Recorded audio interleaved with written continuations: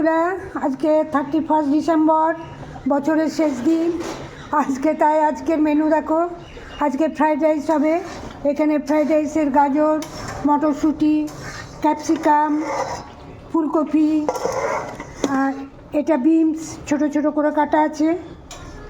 আর এখানে ফ্রাইড রাইসে যে কাজু কিশমিশ ভিজানো আছে।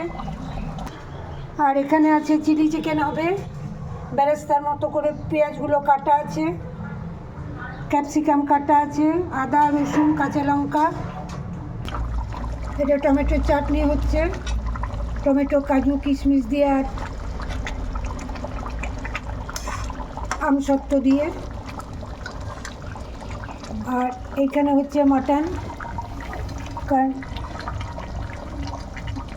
এখানে মাটন হচ্ছে।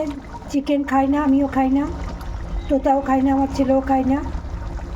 এখানে মাটন হচ্ছে। তাহলে আজকের রাতে ডিনারে হচ্ছে ফ্রাইড। বল কী কী ডিনারে হচ্ছে বাবু? ফ্রাইড রাইস আর আর চিলি চিকেন আর মাটন কষা আর চাটনি আর মিষ্টি মিষ্টিটা রাতে আসবে।